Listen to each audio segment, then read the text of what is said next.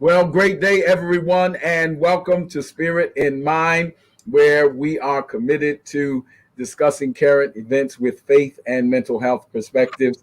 I am Bishop Guy Robinson, and I'm glad to be with you, and I am glad to have my colleague with me, Dr. Jonathan Shepard. Great day to you, Dr. Shepard. Yes, sir. Good afternoon, Bishop. How are you doing, sir? Doing well, doing well. How has the week gone for you? We're going to talk about it. My goodness, I don't want to claim this, but I was scrolling through social media and I saw a couple of posts with persons that said 2020 has put on a wig and came back out. But we still believe in God and moving forward and keeping the faith. And as Colossians 1 says, and we're not going to move from the hope of the gospel. And so we're grateful that you're with us. Please let someone know that we're here. Please share. Please feel free as we discuss current events with faith and theological perspectives. Of course, when we smile, we do so because in the end, we still believe God is in control.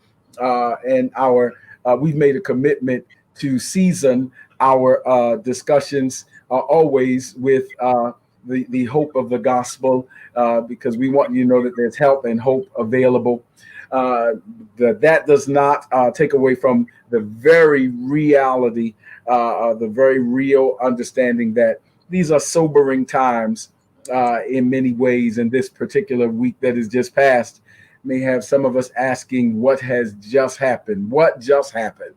That's the topic of our Spirit in Mind presentation today. And we'll be talking about recent events, some things that have transpired this week, as well as some things that have been with us for some time now. And we usually begin, Dr. Shepard, if that's all right with you, we usually begin with a coronavirus update, if you will. And certainly there's some sobering news that you and I were discussing earlier. So please lead us, sir. Absolutely. Well, again, thank you to everyone who is watching on today, whether it be morning or afternoon, wherever you are at. And make sure that you share this video. I say that with the utmost importance and significance today, because the week that we have just come out of has been a challenging week. Bishop just referenced that someone mentioned that 2021 put a wig on and tried to disguise itself as 2020. But I've been saying, if those who've been watching my social media posts or who've just been in conversation with me, I would say that yes, this is a new calendar year, but it's not a new season. And that's not to be pessimistic. It's just that we have to understand that many people were looking for the calendar year to somehow erase everything that has happened in this season. And unfortunately, that is not what has happened. And many times that is not what is destined to happen. Just because the calendar year changes doesn't mean that the season will change. And with that said, we are still going through so many different things regarding COVID-19, the COVID-19 pandemic. And that even is going to be part of our discussion today as we go into the topics at hand. I'm just going to just remind people that this week, even though we experienced an assault on our democracy, that we experienced some of the worst statistics in regards to the COVID-19 pandemic. Each week we're setting a new record. That is not a good thing. And for those of us who live here in Maryland, Maryland is now setting new records, whether it be at the top or whether it be the second highest. I just saw a report today, January 9th, that we are setting records for hospitalizations. I even had to encounter a scare with COVID-19 exposure in the workplace. And so I tell you, it is happening.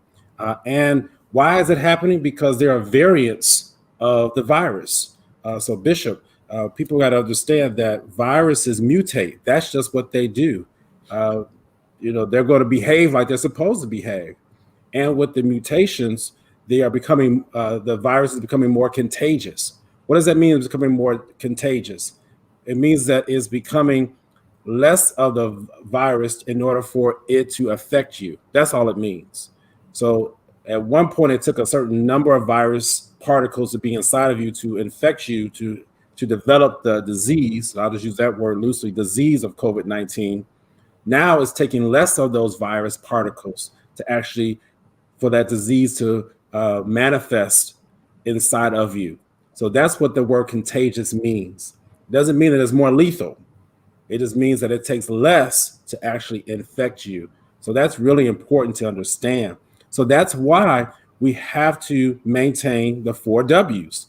4 W's: wash your hands, wear your mask, watch your distance, and the last one, wait on gatherings. So those are the 4 W's. And I have good news and look to report even next week that by this time I should have taken the COVID-19 vaccine. I finally have an appointment scheduled. The rollout has been slow, and we will, if the time allows, we'll talk a little bit about that and why that may have been. But even with the vaccine, my point here is that we will still have to utilize those same measures of the 4 W's. The vaccine is not the cure-all, it's not the answer to our problems, you all. The vaccine is just to be able to help us to deal with the severe symptoms of this virus until we can get it under control. So then we can return to some sense of gatherings and being able to function as we once did prior to the pandemic. That's important to understand that just because you get the vaccine does not mean that you are immune to the virus. All right. So I want to make sure, and maybe we'll take some time to really understand that. But I don't want to eat up all the time right now describing that. But you want to understand that when you get vaccinated, which is why it's important, it alleviates or gives you a defense mechanism against the severe symptoms of COVID-19. And you need to understand, and I am done with this, that you do not have to be an old person or a person with comorbid illnesses or diseases in order to allow this virus to kill you.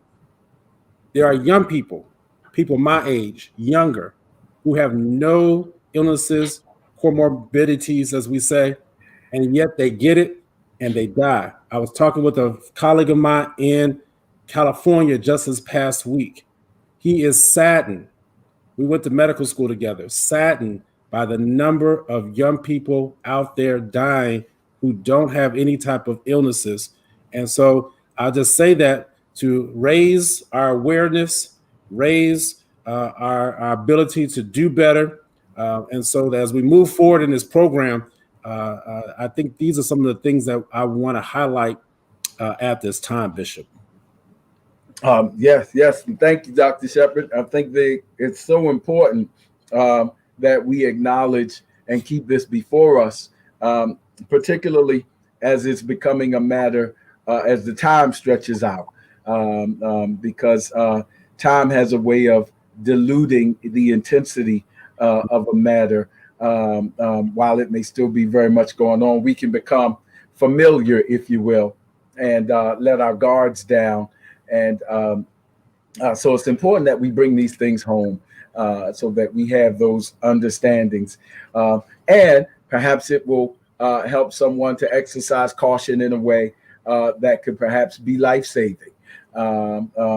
Perhaps it's our prayer that this Spirit and Mind presentation may persuade someone to take a precaution that they had thought about taking for granted, letting your guard down in a way that, could change the trajectory of your experience. And so these updates are so very important. And we hear what you're saying about the increased hospitalizations and death tolls and slow vaccination distribution. To that, America's frontline doctors, I've seen several reports about the stress that is causing for caregivers. So that's a reality. And quite honestly, we need that kind of leadership in terms of updates so that it stays before us. Some have made accusations of perhaps warranted of leadership challenges, that there hasn't been a consistent message from the preeminent leader of our social construct, that is these United States of America. So there hasn't been a consistent message uh, um, ideologically, not meaning just like everybody do the best you can, states' rights and the politicizing of it has inhibited the leadership in terms of the character and moral issues uh, Mhm. that are involved. And that kind of brings us as a segue, perhaps, uh, to something else this week that, of course, is provoking this question. What just happened? My goodness. Um, I want to submit that we saw of course, talking about the Capitol riot, and we named it that just for brevity. We are aware the riot is a shorter word, but we are aware that there have been other adjectival clauses added to it. Yeah. And so we are by no means making a particular statement, but there's several ways you could use it. A riot is technically defined as a violent disturbance of the peace by a crowd. And certainly there was violence. Persons lost their lives at on January 6th at the Capitol, including a Capitol police officer. And so it certainly was a violent disturbance of the peace, which is the definition of a riot, as opposed to, if you want to add another title, uprising. Insurrection is a violent uprising against authority.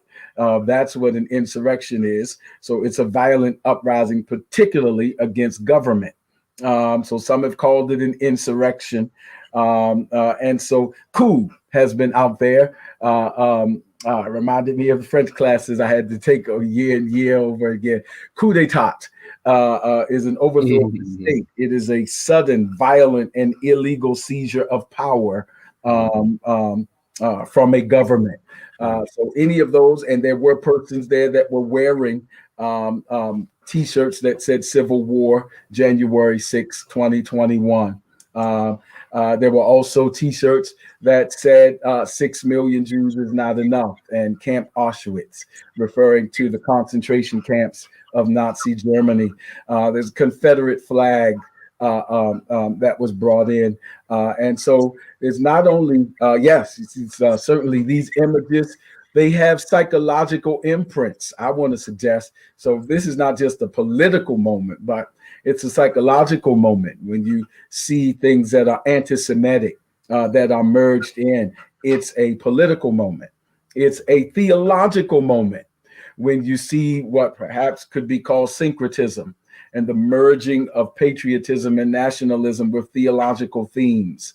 When you see a Confederate flag, a cross, and an American flag, all in the same and anti Semitic things, all merged into the same presentation, how do you distinguish, discern, decipher between that amalgamated message, that conflated messaging? Where do you make there's psychological things. There are security risks. This nation does have enemies, foreign and domestic. There's the possibility. Well, how much of a risk was it if you are a foreign agent to simply infiltrate that as a means of assassination? Posed as or mixed in with that kind of thing. It certainly was a vulnerable moment.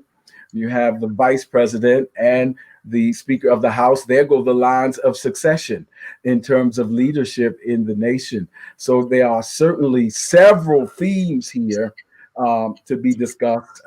And then, of course, several have raised the issue of disparities of security preparedness as compared to some other events that were perhaps protesting what were considered to be moments of racial injustice, and then and even the recent events with the gassing and everything in the square that is now Black Lives Matter Plaza.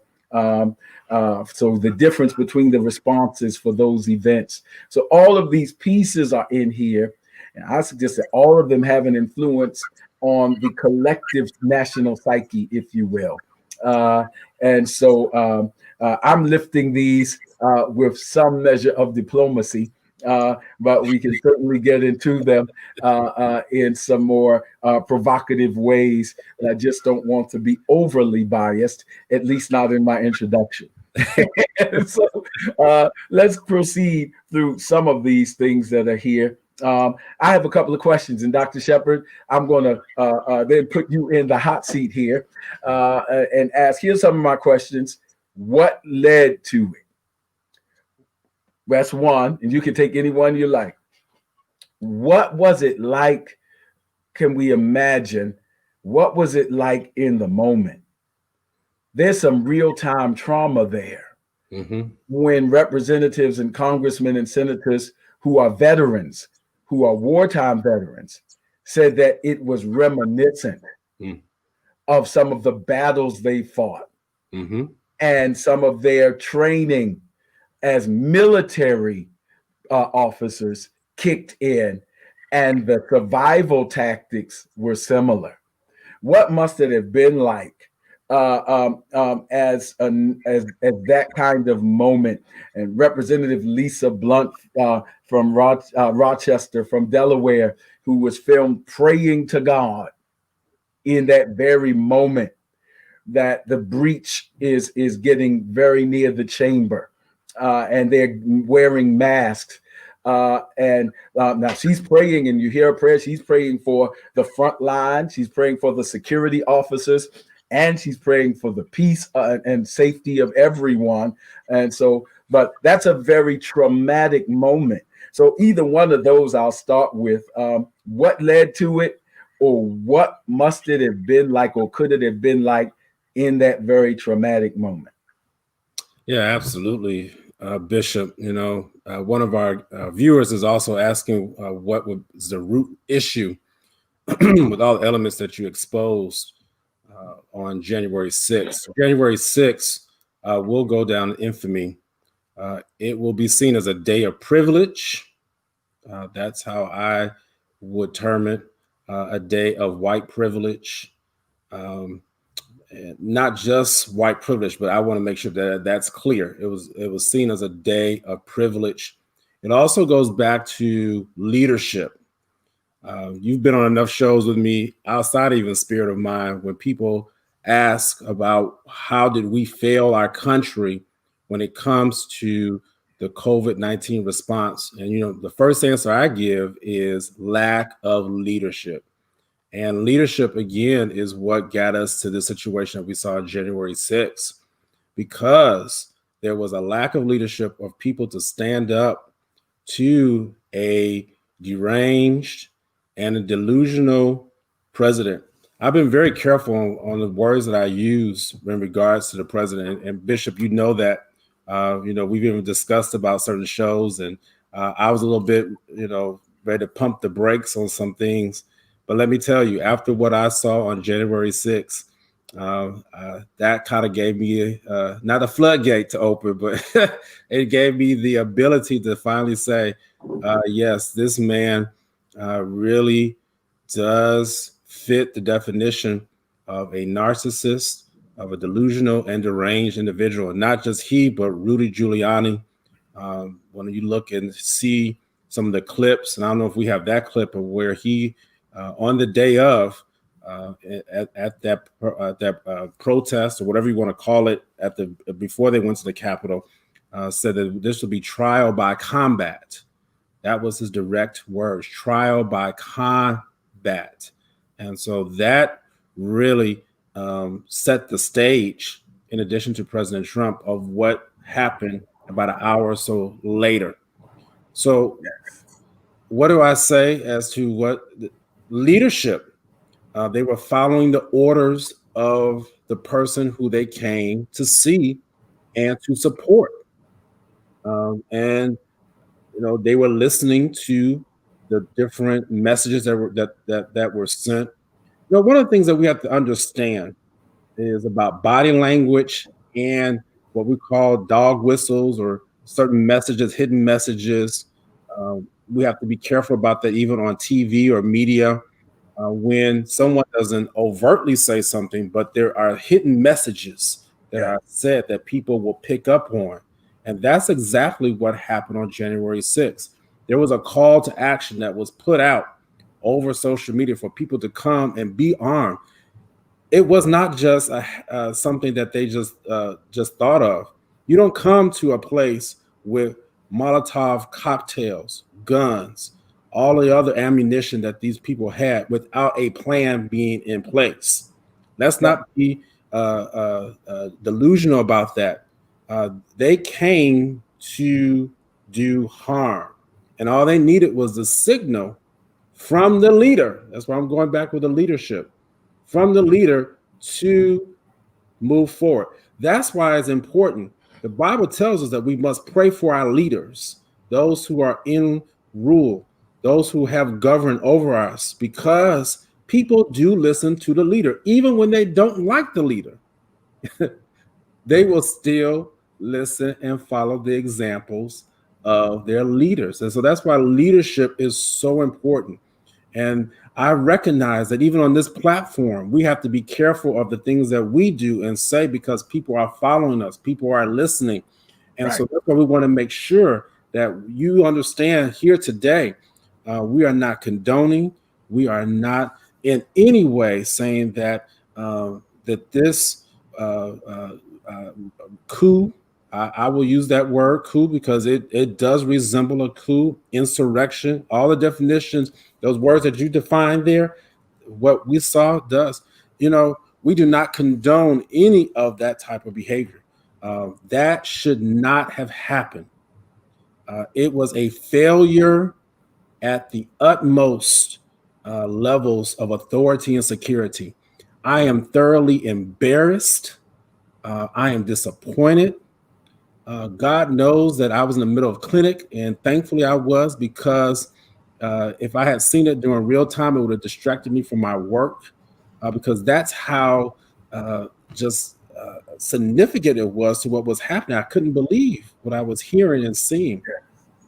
And there is a heaviness that goes along with that because I look at my ability to uh, uh, gather in a protest and me being able to say I am against certain things or I am for certain things, whatever it might be. And yet I don't have the ability to walk into the Capitol of the United States of America and do the damage that other people had the ability to do on January 6th. Yeah. It disgusts me that I saw police officers open up barricades to allow people to walk in. This, you know, it's sickening. I'll just say this and I'm about to end here. What it also did was there's a conflict of messaging, Right. a conflict of messaging about accountability. And I understand you all out there. You know, in your mind, you're wrestling with this of even the people who supported Donald Trump in Congress after that uprising, they had to go back and change what they had intentionally originally intended on doing because it was a conflict of messaging. They had to change what they were wanting to do and say because they couldn't believe that here we have this man who they were going to support allowed for their lives. And thank you, Bishop, for saying that. I had not thought about it on that level of where the people who were in the chambers of Congress, who are veterans, they were experiencing a form of post-traumatic stress disorder or trauma disorder or reenactment because of what supposedly the people who were on their side were coming to do. And I'll say this, and I don't bite my tongue on this. Our greatest threat to democracy in this nation is the domestic terrorists. It is not China. It is not Iraq. It is not any other foreign or international country. Our biggest threat is the people within our own nation. If you don't believe me, go prove it out. Do your research. Dr. Shepard, this is, and listen, thank you to our audience because we're loving your engagement and dialogue. I'm glad those sound issues worked out. Fidelcy Landry, so great that worked out for you because we want you to hear what we're sharing today. Hopefully, it will be helpful and insightful and guide your prayers and behaviors in some way that is healthy and holistically well. So what led to it? That's what we're talking about. And I'm a subscriber to chaos theory, Dr. Shepard. You know, chaos theory says that something like that, when that kind of chaos breaks out, it really is more orderly than it seems. That Mm-hmm. there are a number of contributing factors that work together in it that converge, that come together, almost like a storm where to us it seems like the storm is crazy, but to a meteorologist, they can Yeah. see how all the fronts came Yeah. together in tandem. Yes. And so that's what chaos theory suggests. In other words, is that there is an order to chaos that we Oh can't yeah. see.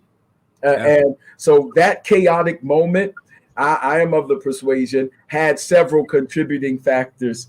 One of them, as you alluded to, was the leadership. And I think we do, again, Dr. Shepard and I have talked a lot about this, and we've talked about the personality type. But leadership, in the words of John Maxwell, leadership is influence. And so it is the weight of your words. They matter. It matters. Your for those of us who are leaders, phraseology matters. How they, I know they used to say, sticks and stones may break my bones, but words may never hurt me. Tell that to a survivor of verbal abuse. And so I disagree. Jesus said, the words that I give you are spirit. They do things in an invisible but influential realm. They are spirit and they are life. They take on behaviors because as a man thinketh, so is he, which is a scriptural precedent for cognitive behavioral kinds of ideologies. And so the words matter. It matters how you reference people, places, and things. It matters when you say the only way we can take our country back is you got to be strong to a group of people that are already vulnerable. If you understand anything about group psychology and group dynamics and what a narcissistic personality can do to a group of vulnerable people, then you understand that we have to give some consideration to this. There's vulnerability by American exceptionalism ideologies, American mythologies, revisionist histories, the creation of a false self. If you understand anything about Winnicott and his theory of a false self, that once you construct that false image, you'll do anything to preserve it because you don't want to lose it. When you consider the narcissism diagnosis, and we talked about narcissism, but narcissism, the term, is a reference to a Greek mythological figure, Narcissus. Mm-hmm. The story of Narcissus is one who saw his reflection, who was known for his good looks externally. And Narcissus saw his reflection in a river, in a pool, and became so engrossed with preserving and infatuated with his external appearance that he did not move because he didn't want to ripple the external image. And so he wasted away from the inside trying to preserve his outside. That's the Greek mythology. I gotta look good outside. That's why the implication is that the Narcissus eroded from within, Yeah. and Yeah. not from without. The appearance of strength was an illusion, the appearance of beauty, but the erosion was from within. Mm-hmm. And that is the emphasis on the concern of social issues in our nation, notwithstanding foreign enemies. It can't be either or, it has to be and both. And so when you consider that you can exploit people who feel are marginalized. And it is the entitlement and privilege you addressed. This is the psych piece for me. It's entitlement and privilege under the guise of victimization. Right. That's the psych twist, because people feel like victims of quote unquote these people taking our jobs, Right. these people coming in illegally, these people disturbing our peaceful suburbs, these people. And when you start thinking like that, they're doing stuff to me. If you are, it's mimetic desire. It's Rene Girard's theory of mimetic desire, which ends in violence. That you have to first dehumanize the object of your oppression and dehumanization. So you have to dehumanize. So that's where the derogatory terminology all plays in on that psychology. And in the words of Aesop, the tyrant has to have pretext. So if you give me a good pretext, it creates the context for any kind of craziness I'm going to do. It really is a tremendous moment of psychological manipulation. Um, and so all of that is in there.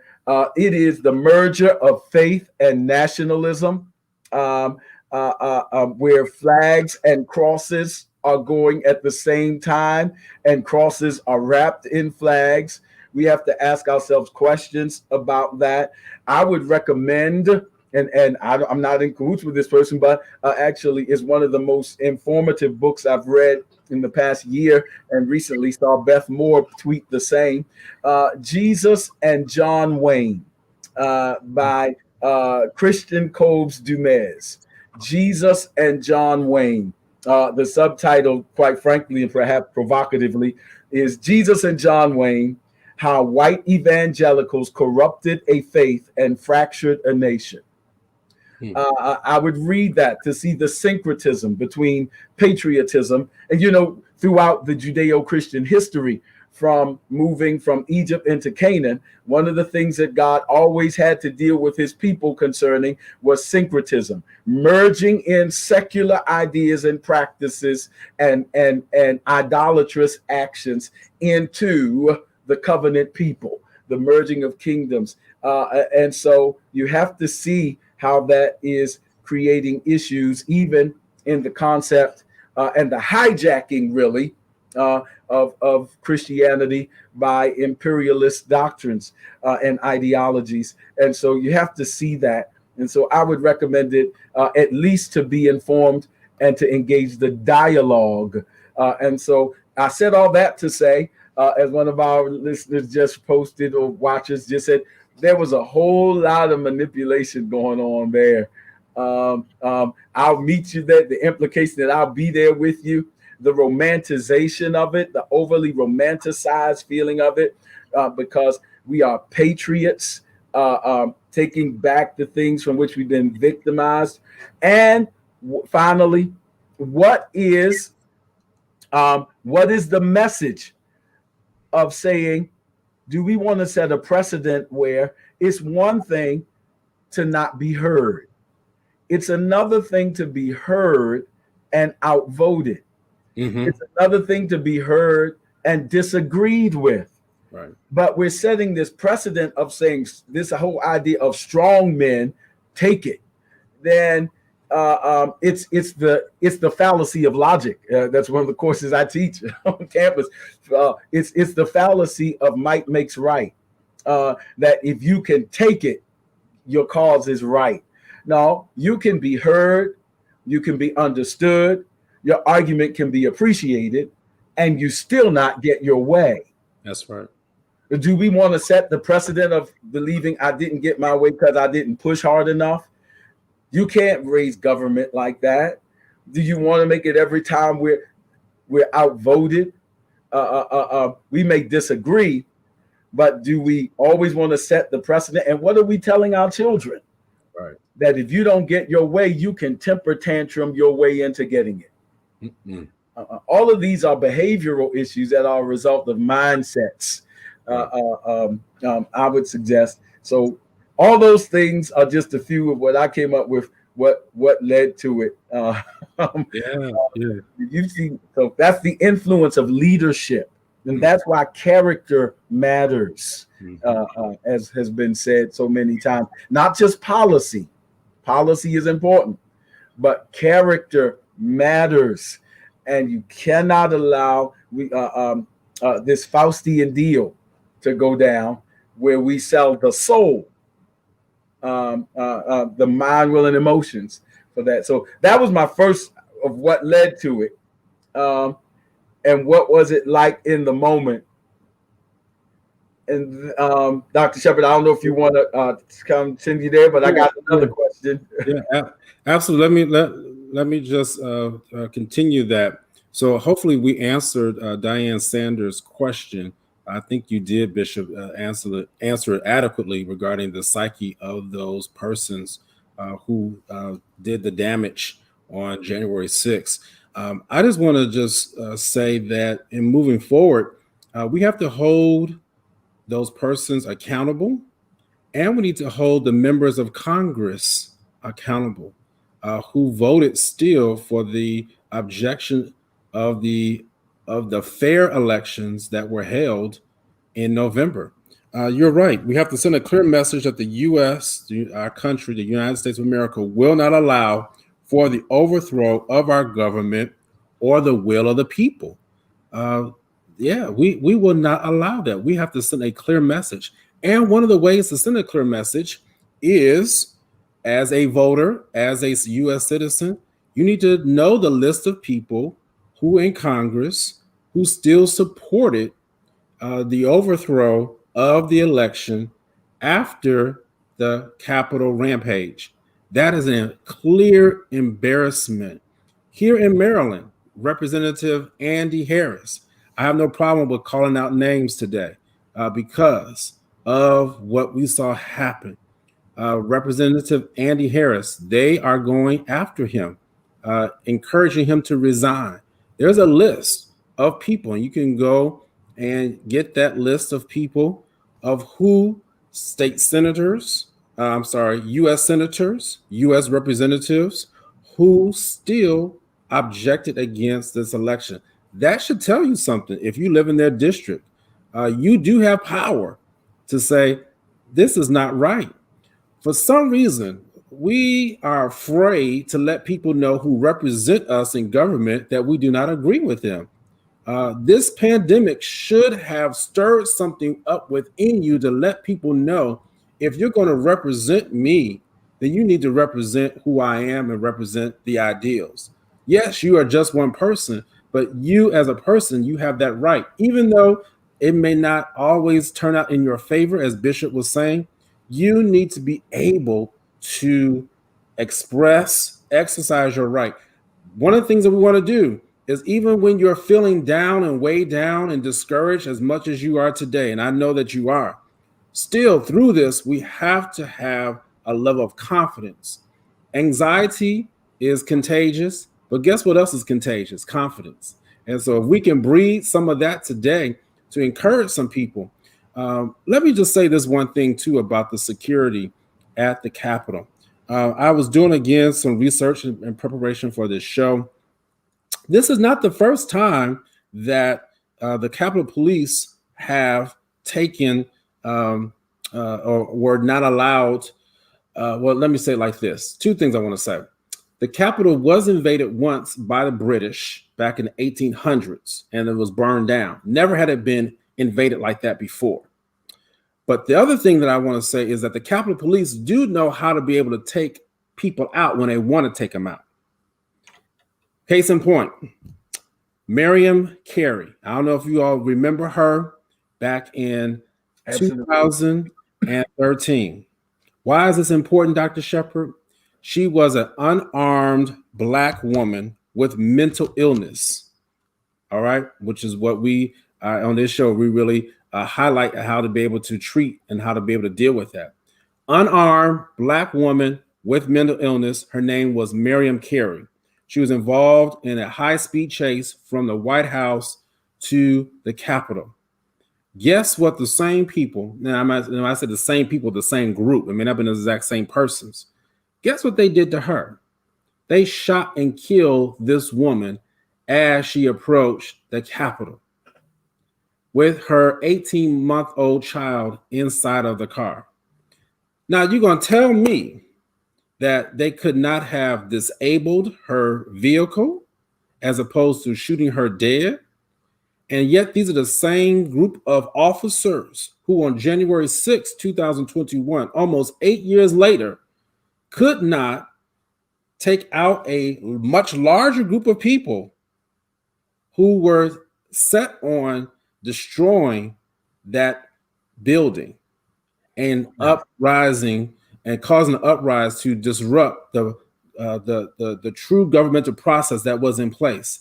Something is wrong with that. Once again, I highlight how in our society, Black women, all right, we've talked about this before, Black women are not given any type of form of respect. It is sickening. You should be sickened out there that Marion Carey had to die, and she's in the midst of a mental health breakdown, and yet these folks, they probably are not mentally disordered. I know some of y'all might disagree with me on that, but they were still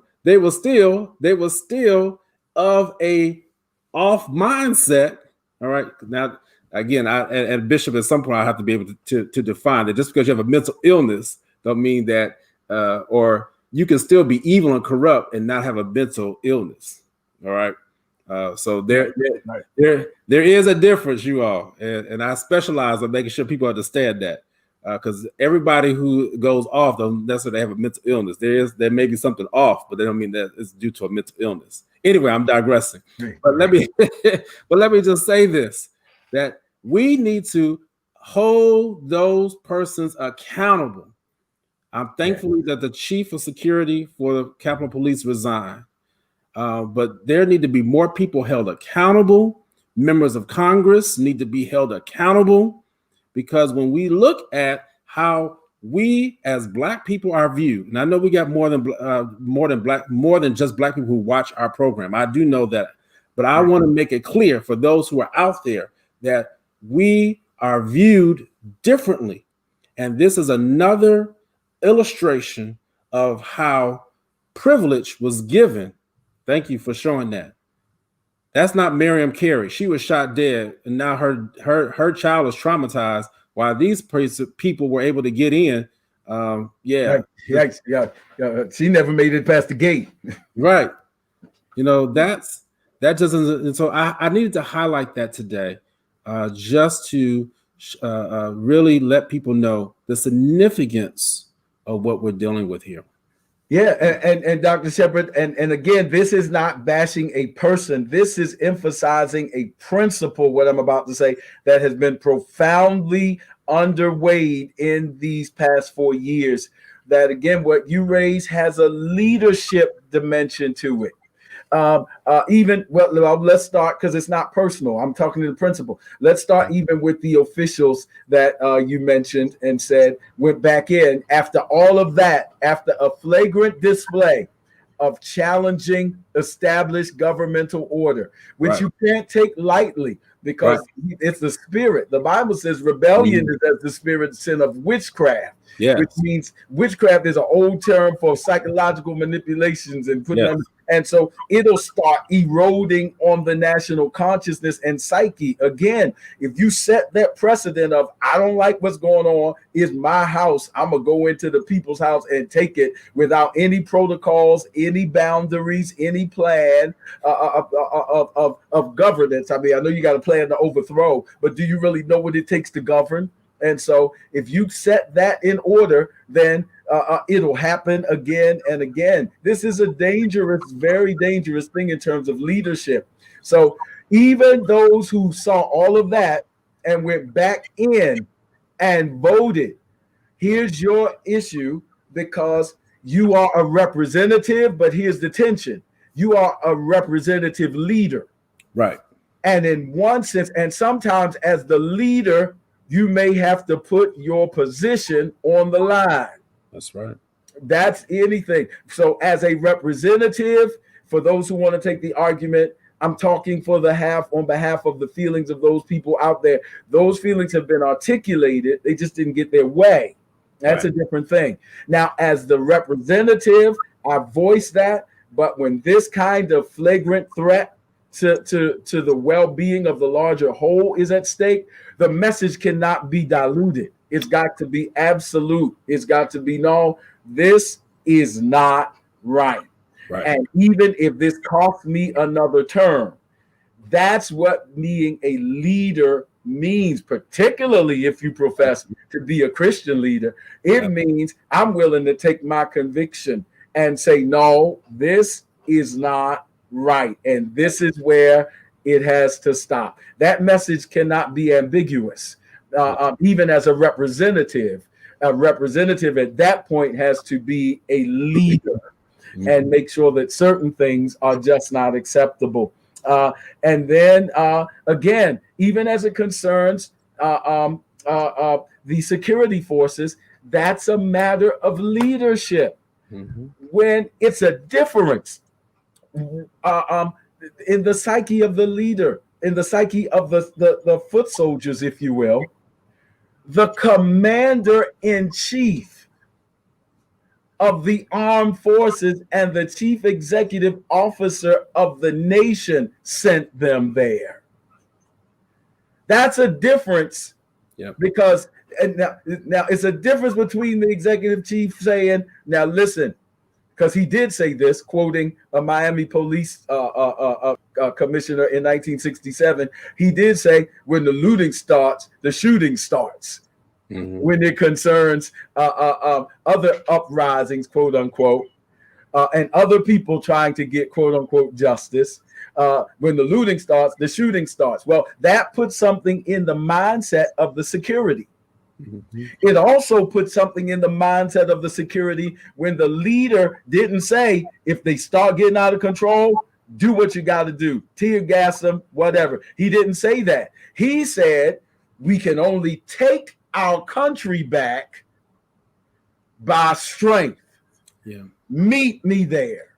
Yep. Now, if you're a Capitol police officer or anyone else, I understand you have different lines of accountability, but the host that is coming against you now has not received the message from the chief leader to stop them.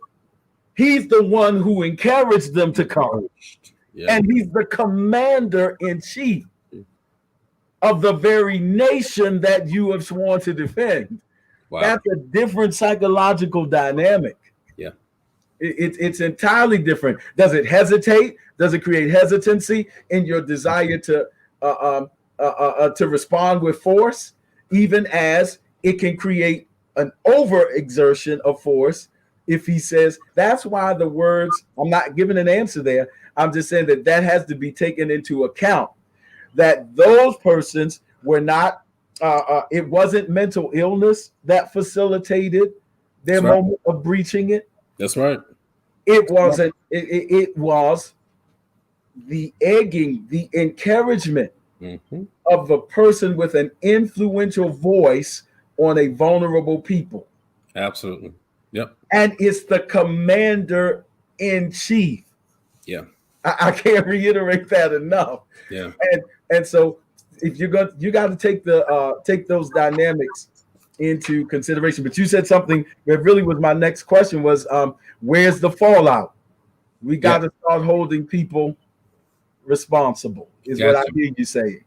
Yeah, we got to hold the people responsible. Let me tell you also what I'm doing too is I'm shifting even my focus on now praying for the current president-elect and current vice president-elect, because what it's told me is that we have pro-Trump sympathizers that lie within the levels of security.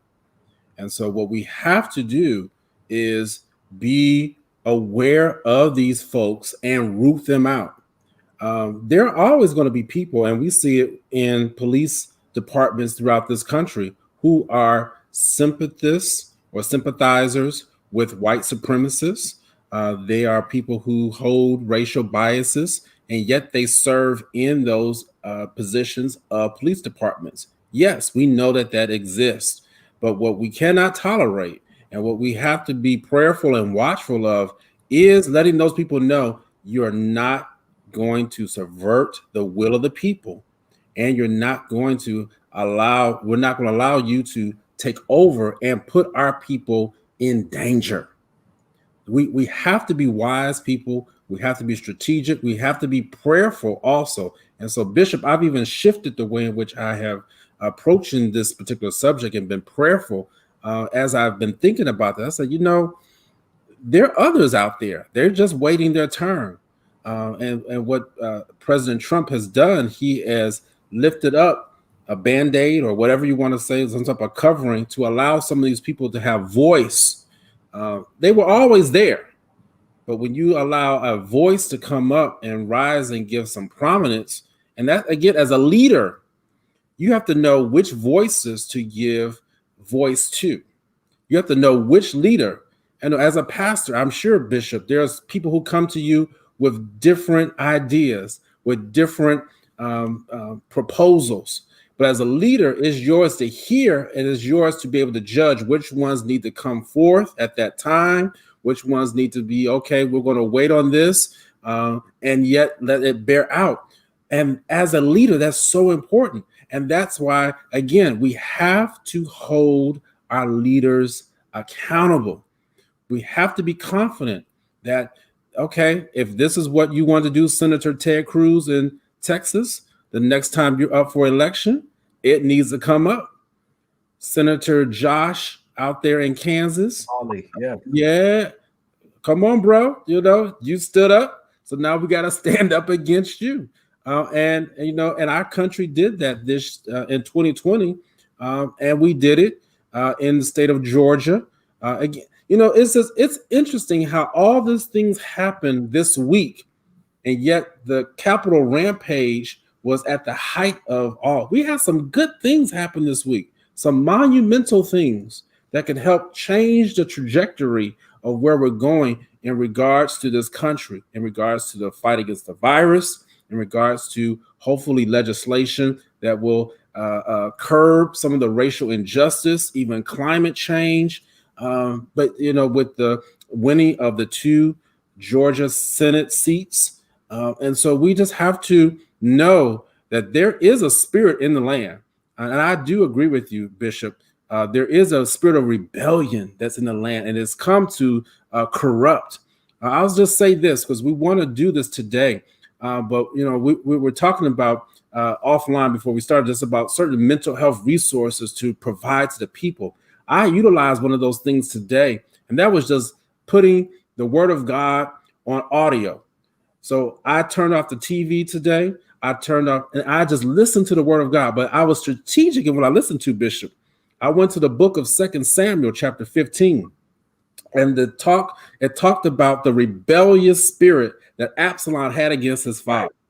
Right. Ooh, that thing I just kept listening. I actually got into. I listened all the way to First Kings. I think to about chapter 8 to a little bit after when King Solomon took over, and I was just listening to the spirit of rebellion. And it just kept reminding me of what was happening currently and how to be able to deal with rebellion. What we're dealing with now is nothing new. You can go back to the word, and again, because it's a spirit of mind, we want to make sure we always have a biblical foundation. I just thought that was appropriate to mention here. But we have to know how to be able to handle rebellion. And even in how you handle rebellion, there is a way in how to be orderly. You looked at how King David even handled the rebellion of his son. He didn't want his son to die. He wanted to teach him a lesson, but he didn't want to kill him. And so we as people of God, Christians, there's a way in which we have to handle this time. We cannot be afraid, but we have to be wise. We got to be courageous. We have to be confident in what we're doing and hold the people accountable. Absolutely. And that is a great example. So you got to spend time in the Word of God. because it addresses those things. Importance of leadership. That's a powerful one. I didn't think of that, Dr. Shep, but Absalom, to read about his rebellion and his rationalizations, Mm-hmm. because when the enemy gets a hold of our mind, Absalom wouldn't see his. What's funny is the study Bibles call chapter 15 the account of Absalom's treason. Okay. Yeah. But Absalom actually said to his cohorts, "If you follow me, I'll get you justice." Right. So in his words, and that's how witchcraft works. It and I'm using not very DSM terms, but Dr. Shepard will do that. And so, but I want you to hear that oftentimes the Bible is addressing very much emotional states and states of mind. And if God is everything, theology, everything comes under the umbrella of the theological in some way, shape, or form. You can see how Absalom is rationalizing what is ultimately Scripture calls his rebellion. Mm-hmm. but how the enemy rationalized. He's been doing that since Eden. You won't really die. Mm-hmm. God just knows you're gonna be like him. And Right. so you got to recognize when the enemy. In fact, that might be something I'll go through, Dr. We could talk about that. Remind me the psychology of temptation. I do a little teaching on that, but there's a rationalization to it that happens, and you can see that. And once you get that, then you can manipulate group psyche and dynamics if you understand that. And then the need to be accepted and the need to fit in. Never seen Stanley Milgram's experiments in getting people to do certain things that are unconscionable. And so that all of that is in here. That's why this is a rich thing. So it starts with the word of God. But Dr. Shepard, we also had a list, and Yes. could you take us through that of some resources that people can access? Listen, the word of God, your church, you need a pastor. You need to be connected to a household of faith where you can grow in the grace and knowledge of Jesus Christ. It's not either or, but we're going to give you some other resources, not so that you can see your therapist and go to brunch and skip church. It's not either or, because your spirit man needs to be fed. But these are additional resources in, dare I say it, critical collaboration for your holistic health. Absolutely, absolutely. So thank you, Bishop. Set the foundation, and we're looking forward at some point to be able to even hit those different areas of our lives. Spiritual being the first one, but there are 5 other areas that we must pay attention to in order for us to be able to live well, and definitely spiritual. But we also want to provide to you some mental health resources because people out there are struggling, and they've been struggling for a while, and we have heard you. And I understand you're exhausted. You are depleted. You're tired of having to hear what is happening over and over again. And so one of the things that we wanted to present to you is a list of these resources. The Black Mental Health Alliance, which I am president of the board of directors, we have come up with a list of resources here. If you know that you are in emergent situations where you are at the point of where you are contemplating taking your own life or taking someone else's own life, you need to dial 911. There's local resources that you want to reach out to. I just gave an example here since we're in the city of Baltimore. Baltimore County, Baltimore City has crisis response lines. Where you live at, they may or may not. But below here, we do have some national suicide prevention lifelines and some other first call lifelines where you can provide, where you can get these numbers so they can provide you some treatment, provide you some care. And so we do have those here. What I encourage you to do is to go back and replay this episode. We can always see these episodes. I say we, including me, we can go back and see these on our VidFlex platform. So we encourage you. You saw right there the list of resources, so you can go back on YouTube, go back on VidFlex TV, spiritandmind.vidflex.tv, so you can get those numbers, you can get those resources. This is an episode that you need to be blasting, sharing, forwarding to your friends, forwarding to the people who you know who were affected. All of us were affected. So it really is not, where you have to sit and choose and think too too hard. All of us were affected this week. So this is on you. Forward it. I encourage you. I believe that it will help somebody just by being able to talk through some of the things that we've talked about. So don't be ashamed. This is the type of platform we have put together so that we can help you. And Dr. Shepard and Spirit of Mind, thank you for being with us today. We are 1 minute over, but this is slightly extended because of the circumstances. But there's so much material and it's so much emotional content in this, and perhaps we'll need to follow up as the ripple effects continue. But one of the reasons why we exist is to talk about the importance, of course, of spiritual and emotional and cognitive mental health. Health in all of those areas. First Thessalonians 5:23, that you would be sanctified, be made well, healed, therapeutically ministered to, spirit, soul, and body. That is particularly important for persons who are in positions of influence, is what I'm trying to emphasize today. Whether you are a supervisor, a CEO, the parent, the breadwinner, your emotional and mental and spiritual health affect more than just you. It affects those you influence. One of the things that Dr. Shepard and I have had discussions over was concerning the mental health of our leader of the so-called leader of the free world, as they say. And so that was one of the discussions. Even now, look at how it might test us. There's been plenty of discussion over that. And there have been different views, even in the mental health community. Dr. Shepard and I have looked at material and engaged discussions over the different perspectives and, quite frankly, some of the disagreements over the mental health. Because just like theologians have different perspectives, mental health professionals have different perspectives, different ways of treatment ideas, and that kind of thing. Because all of us are we know in part, and we prophesy or practice in part. But there's been discussion over the president's mental health, and none of us have had an actual audience with him in that way to be able to discern or diagnose, if you will, by personal contact. But yet and still there are certain symptomologies and certain symptoms that have provoked discussion. And that includes, now these are the things we have to ask. If so, and if there are some concerns there, are they complicated by grief, by the loss? And what does it mean to have a leader exercise their grief issues while in office?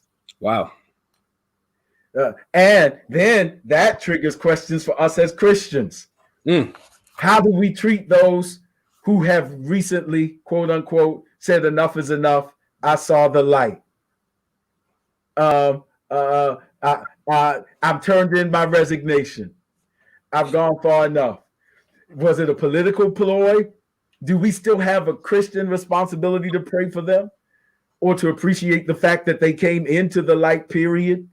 Can we judge that? These are spiritual issues. Do the people, using Jesus's parable, do the people who got on board in the early hour have the right to judge the people who came into the field and labored and saw the light at the ninth hour? These are, I'm not giving answers. I'm just trying to get us hopefully to see how very theologically and psychologically profound this season is. It is a battle for the soul.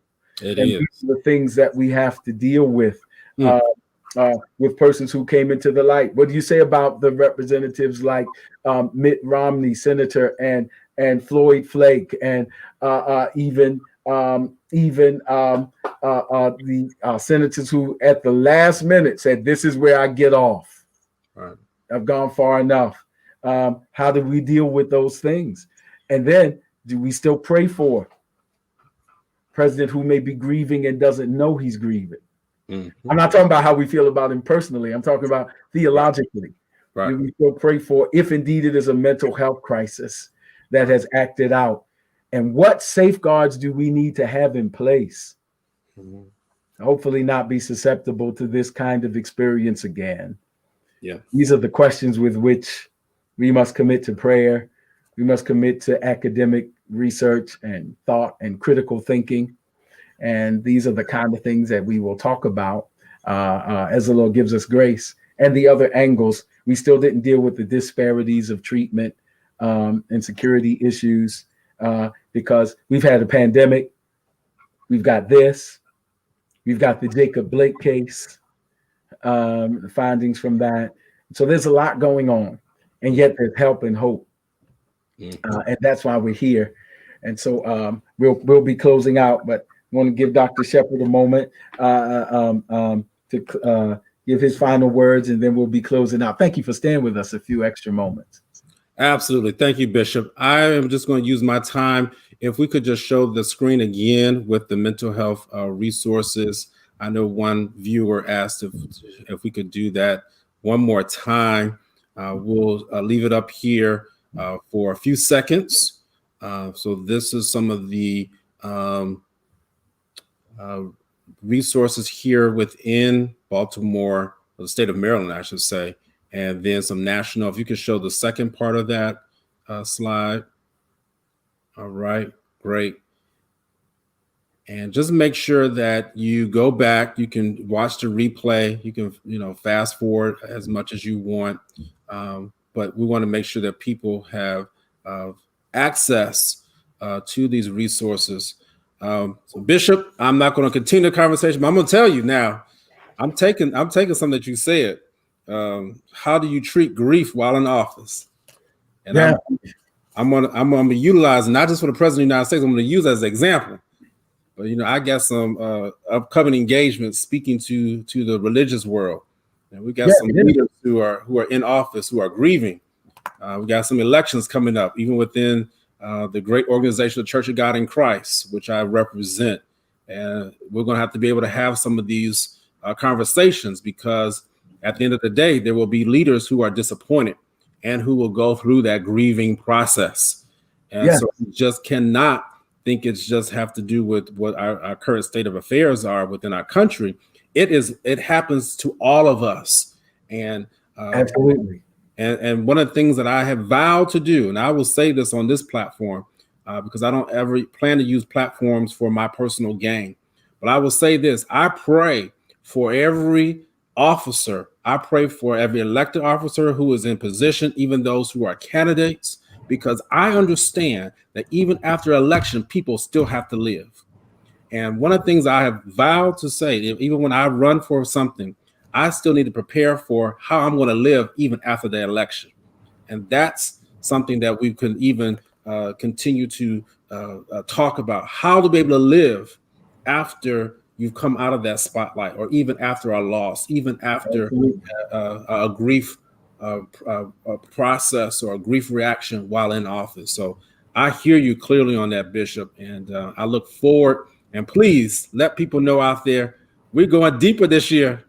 Yeah. And Dr. Shepherd, I forgot to mention, and I'm glad you said that. So we gave you those resources. As a pastor, I want to give a shout out to some of the agencies I work with, because even as a pastor, even with these interests, sometimes I don't have all of the time to sit down and have 3, 4, 5 meetings just on one situation. So I do outsource. Sometimes the Renaissance Christian Counseling Center is right here. If you're in the DMV, if you're beyond, there's ways you can research those in your area. The persons that I know not only have the state things, but they also have the kingdom accountability. And so that's very important. I also am very grateful for the Safe Harbor Christian Counseling Center with places all throughout the DMV. I have a working relationship with these persons because I'm still the carekeeper, the under shepherd, if you will, of the souls of those whom God has entrusted to me. And so that context is both very important for me, that there is accountability to the state and the church. And so I'm so very grateful for those entities as well. And that piece about grief and leadership, I'll close with that. It's in leadership. Period. Yeah. It's grieving. If you're the head of your household, it's important that you handle your grief well because your whole family will be affected. I'm having memories. Here's a psychodynamic moment. Growing up, the whole house, when my dad used to come in from work, we all used to have a moment. We would just kind of watch him to see how he was feeling because depending on how he was feeling was how we were going to go. If he came in singing, we all ran to him and said, Daddy. If he came in looking a little rough, we all said, just be quiet, go to your room. Go to your room. So that's the power of leadership. And leadership is not just a title, it's influence. And the truth of the matter is that even as the outgoing president, there's still a people who look for influence, and he has influence. And that grief stuff has to be addressed. And so that's very important, lest we act out on it in unhealthy ways and not only affect others, but infect others. And so that's so very important. And lastly, I want to testify. I was reminded this week of perhaps when we said last week, just as a grief moment, when God doesn't meet our expectations, because many are the plans in a man's heart, but the Lord's purpose will prevail. Our faith has to kick in that somehow he's going to exceed those expectations because he's able to do exceedingly and abundantly above all we could ask or think. So sometimes what we ask for, James says, we pray amiss because we have certain lusts, certain desires. So God interprets, and the Holy Spirit interprets for us with groanings that cannot be uttered. And so when God doesn't meet the expectation, believe and have hope that somehow, some way, he's going to exceed the expectation. I'm reminded of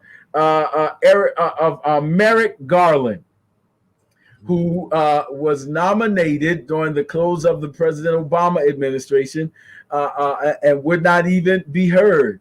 And now he was rejected in being heard as a Supreme Court nominee and is now being nominated as Attorney General. Somehow you got to trust that when it doesn't meet your expectation, trust God that somehow he has a plan that's going to exceed your expectation. But whatever you do, don't give up the hope. Listen, would you let somebody know that we'll be here and we will, if the Lord gives us grace, we look forward to seeing you on Spirit and Mind next week. And please let a friend know. And thank you so much for watching us on Spirit and Mind.